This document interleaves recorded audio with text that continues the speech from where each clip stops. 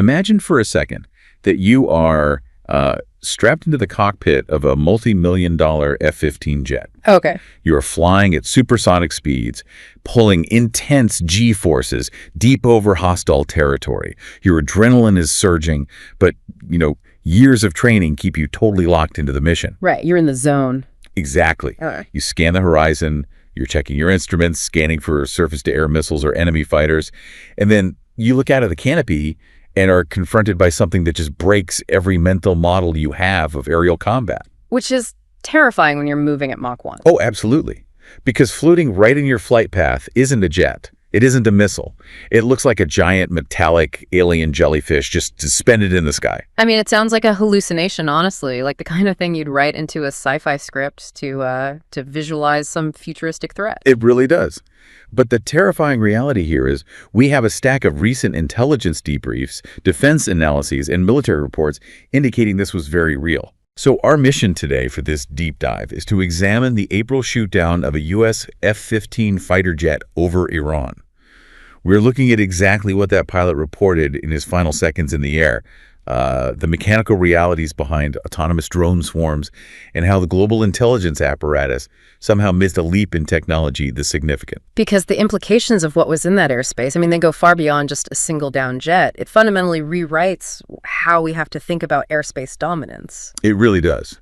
But before we get into the mechanics of all that, I want to be entirely clear with you listening. Yeah, this is important. Right.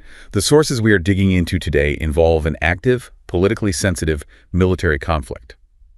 So our role here is strictly to report the contents of these documents impartially. Exactly. We are not endorsing any political viewpoints, we are not taking sides, and we certainly aren't validating any administration's broader narratives. We are just analyzing the technology, the intelligence failure, and the strategic shifts that are detailed in the source material. And that objectivity is super necessary because, well, the raw data we are looking at is jarring enough on its own. Yeah. To understand why the intelligence circles are currently scrambling, we first have to reconstruct the astonishing final moments of that F-15 flight.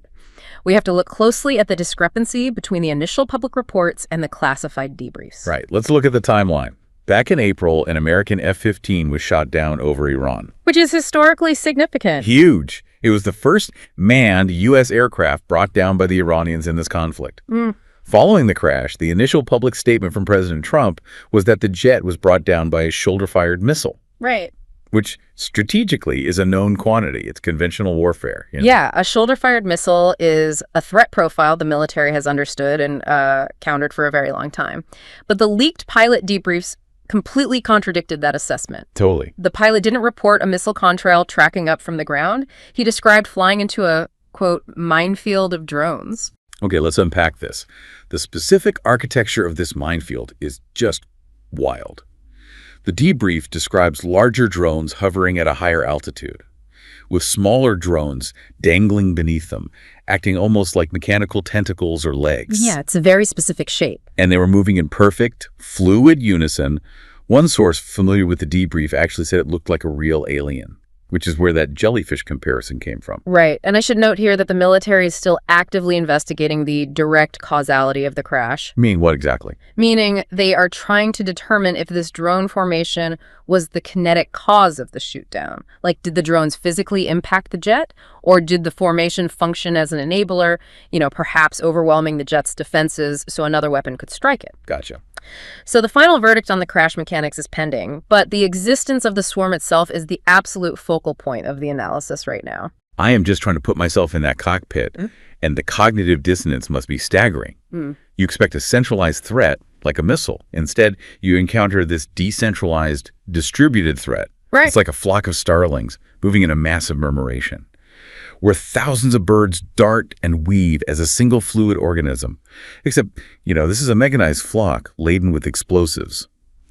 I honestly struggle to understand how a human brain even processes a sci-fi threat like this while operating a jet under extreme duress. Well, the short answer is it doesn't. It doesn't. No. The human brain relies on pattern recognition, especially in high-stress combat situations.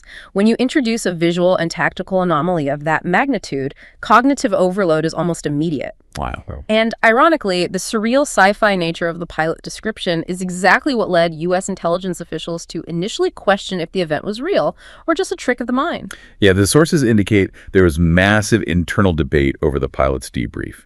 Intelligence officers were effectively interrogating their own guy. Which is pretty standard, but still intense. Right.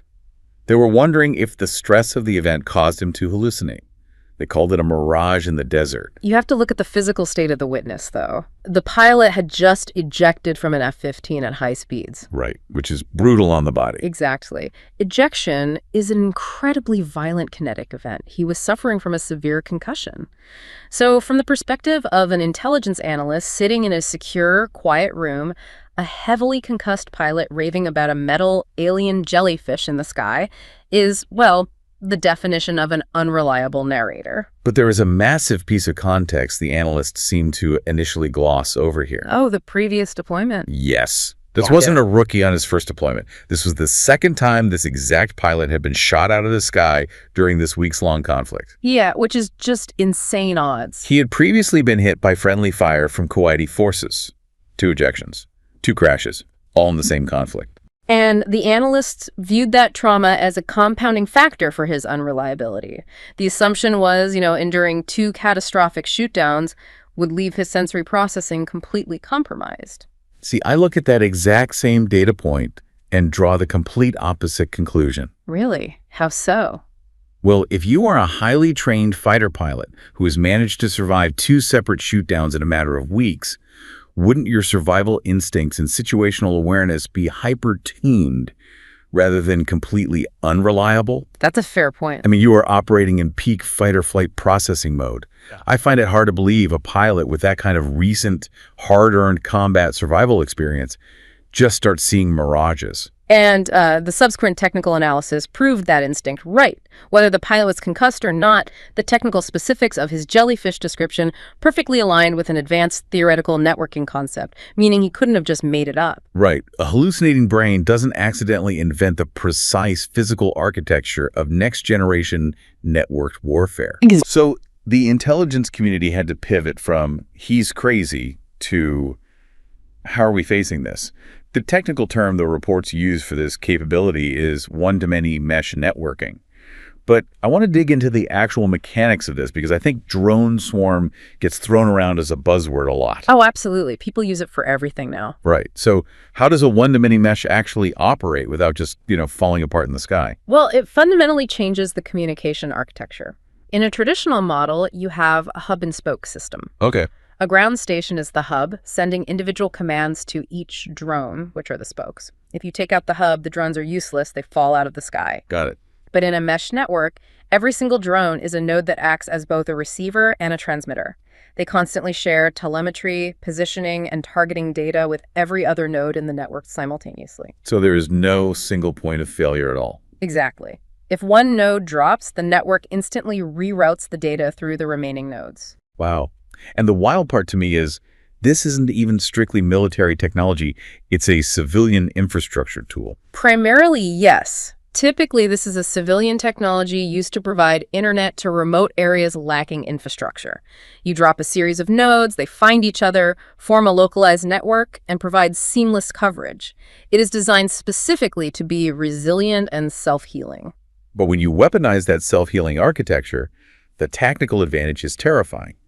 The sources note the U.S. Air Force has a similar combat concept, right? Yeah, they do. But the U.S. model relies on a manned jet acting as a quarterback for the drones. There is a human physically in the airspace making the strategic calls. But here, in the Iranian deployment, the quarterback is a larger drone controlled from the ground in Iran. Right. It entirely removes the human vulnerability from the immediate battle space. Drone warfare expert Emma Bates provided a really sobering analysis of this in the reports. What does she say? She notes that because of that continuous data sharing, the swarm doesn't just fly blindly. It can maintain a recognizable shape, like the jellyfish, carry explosives, and hold resources in reserve to perform secondary strikes on targets that survive the first hit. Man, that level of autonomous coordination is where traditional defense systems just start to buckle. Oh, completely. Here's where it gets really interesting. Let's talk about the F-15's electronic warfare suite, specifically the radar warning receiver. This system is designed to alert the pilot when an enemy radar is painting the aircraft. Right. It's the jet's ears, basically. Exactly. Think about it like a modern car's collision warning beep. You're backing up, you get too close to a trash can, and it beeps. Beep, beep, beep, yeah. Now, imagine if that car alarm went off from 50 different directions at once, just flooding the sensor until the system just froze. Instead of one powerful radar locking on, you suddenly have dozens, maybe hundreds of data points flooding the receiver simultaneously from every angle. The processing power required to categorize that many unique threat vectors just exceeds the legacy hardware's capability. Oh, it just crashes. It's inundated with false positives, phantom locks, and legitimate threats all at once. It masks the threat entirely. So if the machine can't even process the threat, how on earth do you defend against it? I mean, normally our military excels at electronic warfare. We jam the signal, the command link breaks, and the drone drops. Why doesn't that work here? What's fascinating here is that there is no long-range command link to jam. Traditional jamming targets the umbilical cord between the drone and the distant human operator. Okay. But in a fully autonomous mesh network, these drones are pre-programmed targets of opportunity. Once they're airborne, they don't need a continuous radio feed from a base. They communicate internally using localized, low-power signals that render traditional jamming frequencies totally useless. So they are completely insulated from standard electronic countermeasures. Exactly. Screaming noise at them on those frequencies accomplishes nothing. To defeat this, the consensus among defense analysts is that the U.S. will have to fully integrate AI into our defense systems.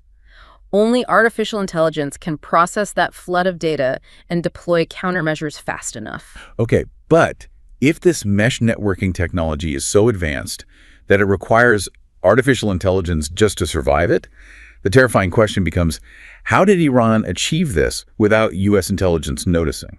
That is the core of the panic right now, because surprise is the worst thing in the intelligence business. Totally. And the sources are unambiguous. The U.S. was absolutely not tracking this capability in Iran's drone program. It was a complete blind spot. But the intelligence suggests Iran didn't invent this alone. Right. There is a trail of evidence pointing to help from Russia or China, whose tech the Iranians adapted. It's adversarial crowdsourcing. Which is a nightmare. And you have to look at this within the broader war context. The U.S. military has severely degraded the Iranian Navy and Air Force in this conflict. We knocked out the heavyweights, yeah. But Iran still retains incredibly advanced drone tech, missiles, and enriched uranium. Exactly. The conventional threat is down, but the asymmetric threat is thriving. Now, there is a silver lining in the reports.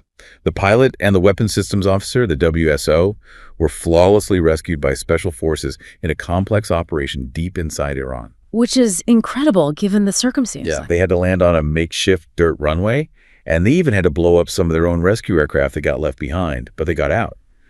And this rescue capability is just light years ahead of the tragic 1980 hostage rescue attempt in Iran. Oh, absolutely. The contrast is night and day. So what does this all mean? We have a military capable of executing a flawless rescue mission behind enemy lines, but they're rescuing a pilot shot down by a swarm we had zero intelligence on. If adversaries are effectively crowdsourcing next-gen warfare tech to bypass U.S. intelligence, are we fighting tomorrow's war with yesterday's playbook? Unfortunately, yes. And realizing you're fighting tomorrow's war today comes with an astronomical price tag. Emma Bates warns in her analysis that defending against this will require immense amounts of dollars, blood, and resources. It is not going to be cheap or easy. And we are already seeing that reaction. The reports note that immediately reacting to these realities, Pete Hegseth is heading to Capitol Hill. He is asking for an additional $80 billion to fund the war and backfill military stock. $80 billion. That is a massive ask, but it reflects the reality of the situation. And this is why this matters to you listening. The battlefield is fundamentally changing, from Iran to Ukraine. And this single jellyfish encounter proves that the future of global security, and frankly how the U.S. purchases arms, has been permanently altered. It really has. And it leaves us with a chilling question to mull over. What's that? Well, we talked about how this mesh networking was a civilian technology for remote internet, right? Yeah, totally harmless at its core. Exactly. So if a harmless civilian technology can be so quickly weaponized into a lethal drone swarm, what other everyday technologies currently sitting in our homes or flying over our cities are secretly being adapted into the next generation of warfare? Wow. That is a terrifying thought to leave on. It is, but it's the new reality we're operating in.